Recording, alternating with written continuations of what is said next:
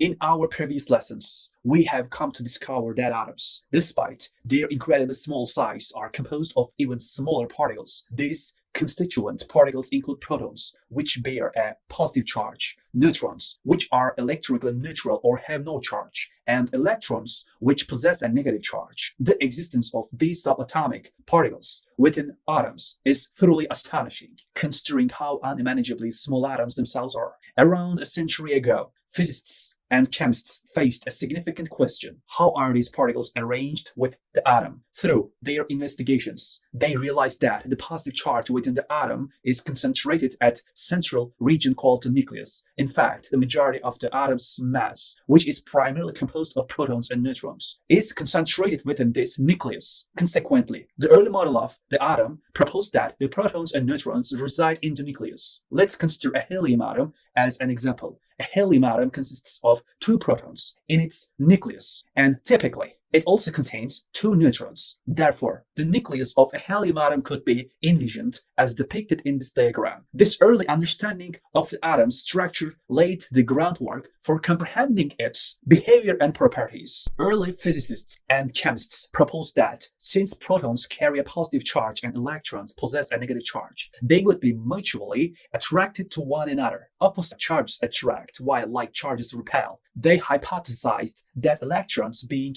negatively charged, would orbit around the nucleus, similar to how planets orbit around a star. For instance, in the case of a neutral helium atom, it was suggested that one electron would follow an orbit resembling an ellipse or a circle, while another electron would follow a similar orbit. This concept portrayed electrons as orbit the nucleus in well-defined circular or elliptical paths. However, it is important to note that this early model does not accurately represent the behavior of electrons. In reality, electrons do not follow precisely defined circular or elliptical orbits or around the nucleus. Indeed, when it comes to describing the position of electrons in an atom, it is not a matter of pinpointing their exact location at any given moment. Instead, there exists a range of probabilities as to where the electron might be found. It could be in one place or could be in another, or even elsewhere. To account for this, physicists and chemists introduced the concept of orbitals. To better understand orbitals, let's consider the hydrogen atom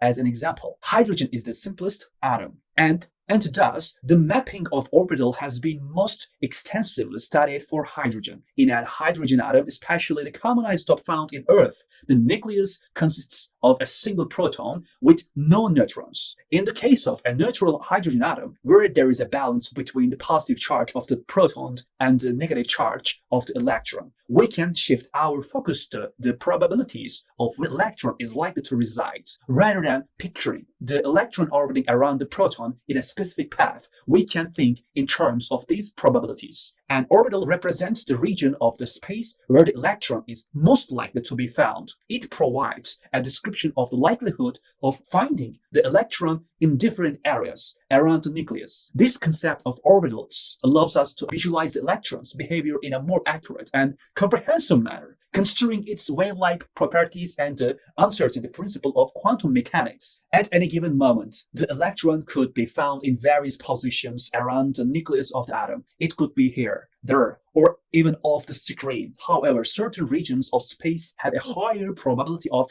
containing the electron compared to others. To visualize this, we can imagine that 90% of the time, the electron is located within a spherical-like region. But it's important to note that the electron could still be found in other positions, albeit with lower probabilities. This visualization helps us understand where the electron is most likely to be located. Now, let's consider what happens if we were to give the electron additional energy. In the context of orbiting planets, rockets, and satellites, providing more energy would result in a larger orbit. Similarly, if we were to give the electron a little push, it would have a larger orbital path around the nucleus. However, in the realm of quantum mechanics, things do not happen gradually or continuously. It's a common misconception that quantum simply refers to something being small. In reality, in the context of quantum physics, the quantum chemistry, it means that we are dealing with discrete packets or unit of energy. When we talk about adding energy to an electron in quantum physics, it means that if a certain amount of energy is supplied, the electron can transition from one energy level to another. Initially,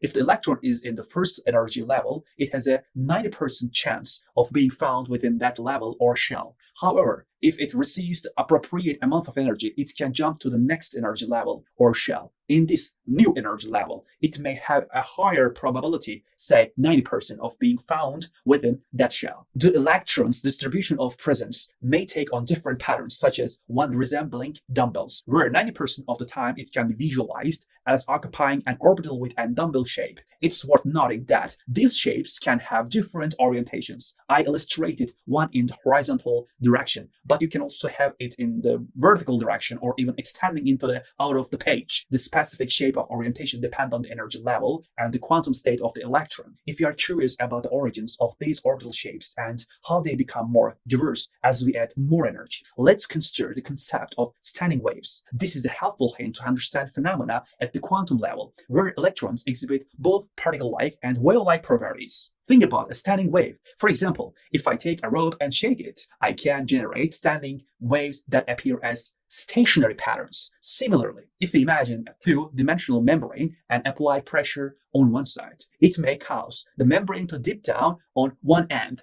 and rise up to the other. Now, when we extend this concept to 3 dimensions, we observe that adding more energy leads to the formation of the dumbbell shape I mentioned earlier. As we continue to add energy, we encounter increasingly intricate and exotic shapes for the orbitals. To visualize some of the initial orbitals, computer-generated renderings can provide a helpful representation. These visualizations demonstrate the complex shapes that emerge as a result of the electron's behavior in different energy levels and orbitals. When we consider the electron in its lowest energy state, it occupies that we refer to as an s orbital. Specifically, if it is located in the first shell, which is closest to the nucleus, we label it as 1s. This s orbital takes on a spherical shape, with the electron being more likely to be found closer to the nucleus. Now, if we provide the electron with additional energy, it may transition to the second energy level or the second shell. In this case, we orbital within the second shell, which is the default for the lowest energy electron in that shell, is called the 2s orbital, similar to the 1s orbital. The 2s orbital also exhibits a spherical shape, but it is more likely to be found further away from the nucleus compared to the 1s orbital. If we continue to add even more energy to the electron, it will remain within the second shell, but now it will occupy orbitals with higher energies. These higher energy orbitals are referred to as 2p orbitals. They have distinct orientations in space. For example, we can denote one of the 2p orbitals in the x dimension as 2px and another p orbital in the y dimension as 2py. These orbitals take on a dumbbell-like shape with regions of higher probability located on opposite sides of the nucleus. Once we move beyond the hydrogen atom and consider multiple electrons, the orbital configurations become more complex. In the case of hydrogen, after placing 2 electrons in the 1s orbital, we observe that the third electron cannot occupy the same orbital due to the repulsion between electrons. Instead, it occupies the 2s orbital, which has a higher energy level. The 2s orbital can accommodate 2 electrons, bringing the total electron count between the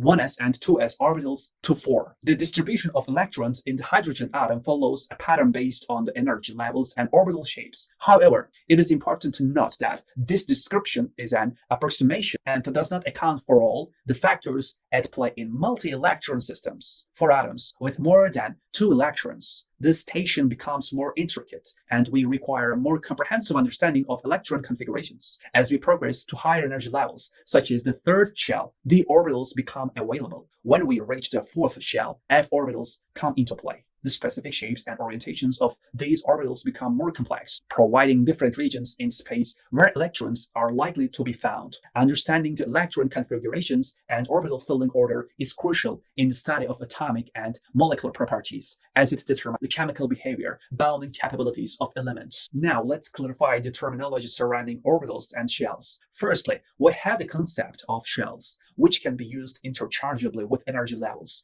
In the visualization provided, we can see the representation of the first shell and the second shell. Each shell consists of one or more subshells. Next, we encounter the term subshell or sublevel, which refers to the specific type of orbital present within a shell. These subshells are denoted by letters such as S, P, D, and F. Let's focus on the first shell for now. Within the first shell, we find a single subshell, which is the 1s subshell. The 1s subshell in turn contains only one orbital. Once again, in the first shell, the term shell, subshell, and orbital all refer to the same thing, which is the 1s orbital. However, in the second shell, it's slightly different. We have two subshells, the s subshells and the p subshells. This represents one subshell and this represents another subshell. Within the p subshell, there are three orbitals, so the second shell consists of the s and p subshells, each with their respective orbitals. In the next video, we will explore various atoms and consider their electron configurations. We'll determine where their electrons reside,